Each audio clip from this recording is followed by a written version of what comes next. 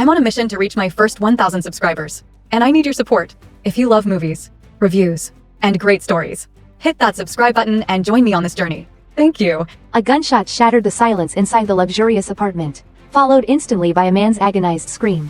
From the shadows, an assassin emerged, moving with deliberate precision, but just as it seemed the wounded man was about to collapse, he sprang back to life like a cornered beast, seizing the gun from his attacker. Without hesitation, he spun around and pulled the trigger, ending the assassin's life with a single shot to the head. Yet, before he could even take a breath, the situation took a sharp turn. Unbeknownst to him, a woman with a striking, almost hypnotic presence had appeared behind him. They exchanged swift, calculated blows before, in a synchronized motion, they both lunged through the nearby window. Who were these two? Why were they at the scene of a brutal assassination? And what dark secrets did they carry? No one knew, but the biggest surprise came the next day, when they were seen together, casually chatting over coffee like old friends, complaining about mundane aspects of everyday life. As it turned out, they were husband and wife. The man, Jack, was kind-hearted but slightly neurotic, while his wife, Emily, was outgoing, charming, and effortlessly social, but their lives were far from ordinary. Both were former elite operatives who had chosen to leave behind a world drenched in bloodshed. Tired of endless missions and moral gray areas, they had abandoned their identities, settling in a peaceful mountain retreat to live a life of quiet anonymity. The ghosts of their past remained locked away, distant memories buried beneath layers of routine. But fate has a way of pulling people back in.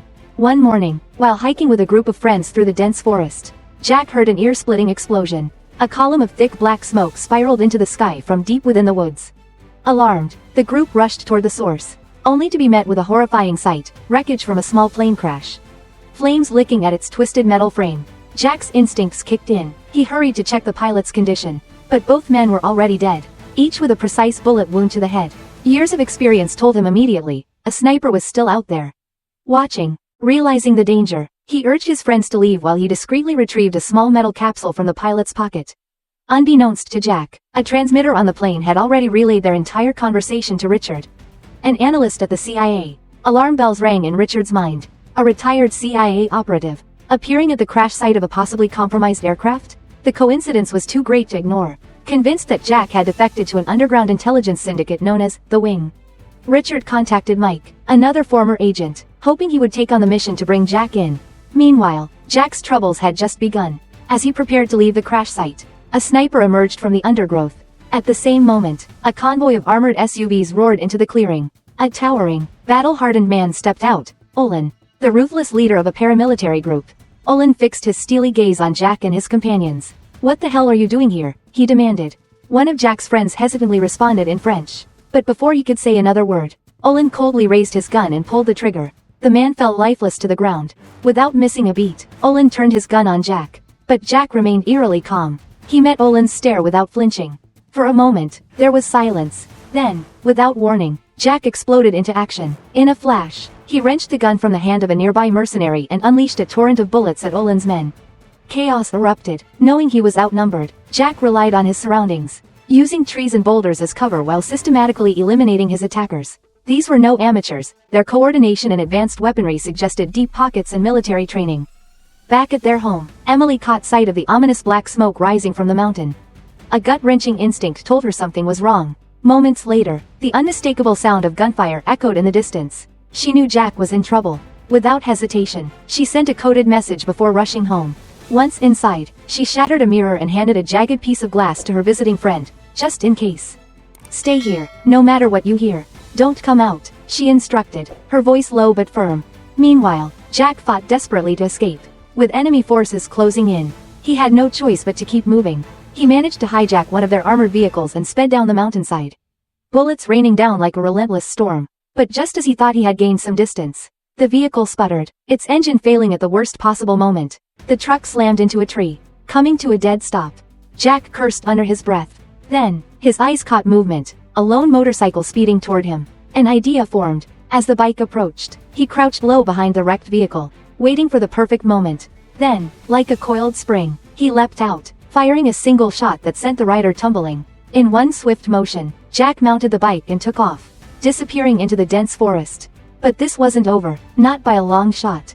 Olin, furious, led his men into the woods, hunting Jack with lethal precision. When he found nothing, his rage turned toward a different target, Emily. He stormed toward the secluded mountain retreat, determined to use her as leverage. Jack, now racing back toward their home, glanced up at the sky. Military helicopters thundered overhead. His pulse quickened. The CIA was moving in. And he had no idea who they were really after. Emily moved with precision, methodically discarding her disguise. She pulled off the wig, removed any unnecessary jewelry, and changed into a sleek black tactical suit with a bulletproof vest. She secured a handgun and a combat knife at her waist before throwing on a long black coat. Grabbing a small suitcase, she stepped out into the night. Deep in the woods, at a secluded clearing, she set the suitcase on fire, ensuring that everything inside was reduced to ashes. With her past erased once more, she made her way back to the city. As she neared her neighborhood, her senses sharpened. A black Jeep was parked outside her house. Two men stood nearby, both armed. One of them, judging by his stance, was military trained. Keeping her distance, Emily observed them carefully before pulling out a communication device and sending a coded message. Meanwhile, Olin was giving orders over a radio, instructing the soldier to call for reinforcements. From their conversation, it was clear these two factions weren't on the same side. But what could have driven them to cooperate? Emily wasted no time. She slipped back into the house and immediately instructed her friend to hide under the bed. Drawing the curtains and dimming the lights, she positioned herself behind the wall, her gun at the ready. The mercenaries didn't hesitate. They kicked the door open and stormed in. The moment they stepped inside, Emily struck. She took out the first two men with quick, calculated shots. The rest rushed in, but she dispatched them with ruthless efficiency, finishing the last one with a precise knife strike. At nearly the same moment, Jack had managed to evade his pursuers and returned to the retreat. Instead of heading home, he scouted the area first, ensuring it was safe. Finding an abandoned house, he slipped inside for temporary shelter. From there, he made a call to the CIA. "Richard, what do you know about the plane crash?" Jack asked. Richard hesitated. "Nothing that concerns you." Jack wasn't buying it. "Olin was there," he said, "and I know exactly why, because I found the USB drive he was looking for." There was silence on the other end of the line. Jack continued, "I'm willing to make a deal. The USB for my and Emily's freedom."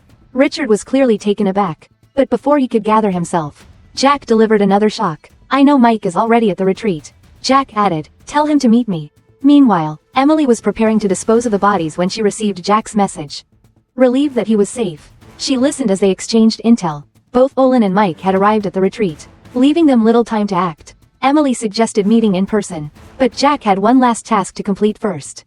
Jack arrived at Mike's hideout. Seeing his old colleague, Mike greeted him casually before asking about the capsule. Jack played it cool, pretending he hadn't found anything. Mike, seeing through the deception, let it slide. "That capsule contains encrypted documents," Mike admitted. "So far, no one's been able to crack them. Don't waste your time." As Mike excused himself to the bathroom, Jack swiftly grabbed a vial from the table and pulled his gun. When Mike returned, he found himself staring down the barrel. Jack's voice was firm. "What are these?" Mike sighed. "They're part of an experimental drug." "The pilots on that plane?" "They were test subjects." Before Jack could respond, the screech of tires cut through the night. A convoy of mercenaries had surrounded the house. Unlike Jack, Mike remained calm. With years of experience under his belt, he grabbed an AA-12 automatic shotgun and chambered a round. "Looks like we've got company," he said, ready for the fight. Within moments, the mercenaries stormed the building. But Mike was a veteran. He took them down with brutal efficiency, eliminating most of them in just a few shots. Meanwhile, at the CIA headquarters, Richard had realized just how valuable the USB truly was. A task force was immediately mobilized to retrieve it at all costs. At the same time, Olin had put his own plans into motion, gathering a strike team to capture Emily. As the tension mounted, all eyes turned toward the retired operatives who had tried to leave the game behind. But the game wasn't finished with them yet. Under the cover of darkness, Emily eliminated a sentry before infiltrating a fortified building, the place where Jack's hiking companion was being held. Moving with lethal efficiency, she took down a guard inside before a noise alerted the rest of the patrol. Boots thundered up the stairs. The first soldier barely made it halfway before Emily's bullets sent him tumbling back down. The others, realizing they were under attack, moved in cautiously, weapons raised, but before they could react, Emily struck from behind, cutting them down one by one. Just as she was about to dispose of the bodies, headlights flooded the room. More soldiers had arrived. Emily took a slow breath and raised her hands in surrender. For now, Emily took advantage of the momentary distraction and swiftly pulled a concealed dagger from her coat, launching a fierce attack. However, despite her formidable skills, she was ultimately overpowered by sheer numbers. One of the soldiers managed to subdue her, and she was dragged away to be held captive alongside the other hostages. Meanwhile, Jack and Mike were still locked in a tense standoff with the mercenaries downstairs. The situation was at an impasse when Olin arrived at the scene. Furious at the lack of progress, he demanded to know why his men had yet to breach the building. The mercenary leader explained that the two inside were heavily armed, making any direct assault too risky. Olin was livid. "I didn't pay you to stand around," he snapped. With a scowl, he ordered his men to position themselves at the building's entrance. Within seconds, gunfire erupted. Seeing Olin's unhinged determination, the mercenaries hesitated. His brutal display of authority left them with no choice but to obey. From his vantage point, Jack saw the chaos unfold. He quickly relayed everything to Mike, but something about Mike's reaction felt off. Concerned, Jack moved closer, only for Mike to suddenly inject him with a syringe. Jack's eyes widened in disbelief. Mike had promised to help him. What was he doing? Fortunately, the drug didn't take immediate effect, but Mike ignored Jack's protests, instead grabbing a pistol and taking aim at the street's power supply. The next moment, the entire block was plunged into darkness. As soon as the lights went out, Olin's forces snapped into action. He barked orders for an all-out attack, even if it meant leveling the entire building. Flares lit up the night sky as mercenaries stormed inside. However, they were unprepared for the ambush waiting within. Jack and Mike, hidden in the darkness, picked them off one by one. In the ensuing chaos, the two men fought like seasoned warriors, swiftly eliminating every intruder. Realizing the building was compromised, they turned their firepower on a weak section of the wall. The structure couldn't withstand the barrage, crumbling under the onslaught. Jack wasted no time. He lunged forward, crashing through the collapsing wall. But they weren't safe yet. Mike hurled a grenade at the outer wall, blasting open an escape route. Just as they were about to flee, something caught Mike's eye, a USB drive lying on the ground. He stopped cold. That's when he realized the truth. Jack had found a capsule all along. Without a word, Mike slugged Jack hard across the face, sending him sprawling to the floor. Grabbing the USB, he turned and vanished into the night, never looking back. Meanwhile, Emily found herself at the mercy of Captain Crow, a hardened soldier fueled by vengeance for his fallen comrades. His fury boiled over as he struck her, then searched her pockets, uncovering a satellite phone, her private link to Jack. Crow's eyes gleamed with a cruel idea. "Send a distress signal," he ordered, intending to lure Jack into a trap.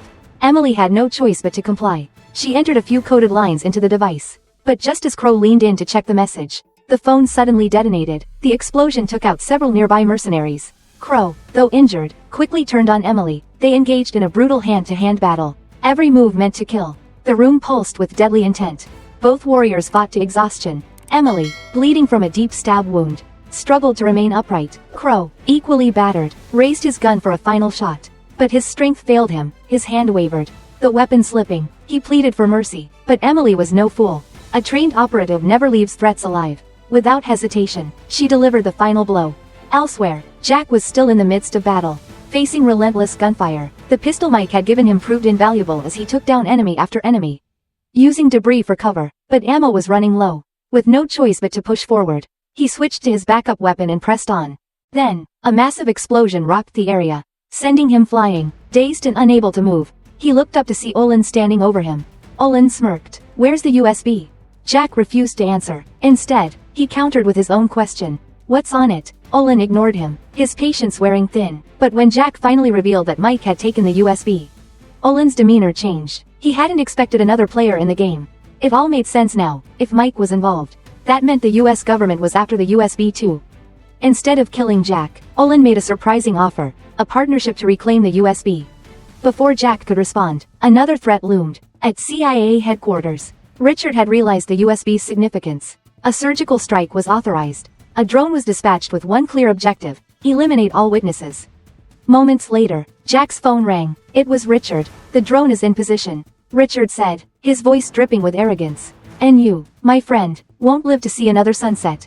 Emily reacted instantly, toppling the desk in the room to create makeshift cover. She quickly pulled the bodies of fallen mercenaries into a pile, using them as a shield against the incoming assault. Overhead, the ominous hum of the CIA's drone filled the air, its thermal sensors locking onto their heat signatures. Within seconds, a hail of missiles and bullets rained down. The bombardment was relentless, but by sheer luck, all three of them survived. Jack and Olin sprinted into the nearest building, narrowly avoiding another devastating strike. Thinking quickly, they set fire to various objects inside, creating a massive blaze to scramble the drone's thermal imaging. The tactic worked, but at a cost. Mercenaries still arriving on the scene were caught in the attack, torn apart by the very government that had hired them. Inside the burning building, Jack and Olin aimed their weapons skyward, attempting to take down the drone, but they were at a disadvantage. Within moments, They were both injured, and the inferno behind them had spiraled out of control. Staying inside wasn't an option. They burst out of the building, firing their last rounds at the circling drone. Then, with a deafening explosion, the UAV was torn apart mid-air. Jack exhaled, relief washing over him, until he felt cold metal press against his temple. Olin had turned on him. "You really thought I wanted to work together?" Olin sneered. "I only needed you to get me this far." Jack didn't flinch. He knew this moment was coming. But before Olin could pull the trigger, a shot rang out. Olin's body tensed, then crumpled to the ground. Emily stood a few yards away, gun smoking, eyes steady. Jack barely had time to process what had happened before a second drone swooped in, targeting them once more. Behind them, the building was fully engulfed in flames. But they had no time to appreciate their narrow escape. With no other option, they sprinted into the night. By dawn, the two of them reached the docks, hoping to disappear for good. But as soon as they arrived, Jack spotted Mike waiting for them. Jack sighed and tossed his weapon aside. He knew how this would end.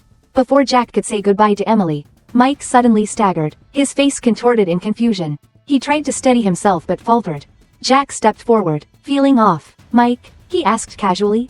Mike's eyes widened in realization. Jack had taken the stolen serum from the first time they met, and had slipped it into Mike's drink. It wasn't lethal, but it was enough to ensure compliance.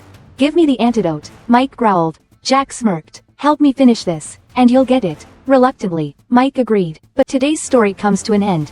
But the journey of exploring great movies continues. If you enjoyed this content, don't forget to hit subscribe and turn on the notification bell so you won't miss any exciting upcoming videos. Also, leave a comment sharing your thoughts on the movie. Your support is the biggest motivation for me to create even more quality content. See you in the next video.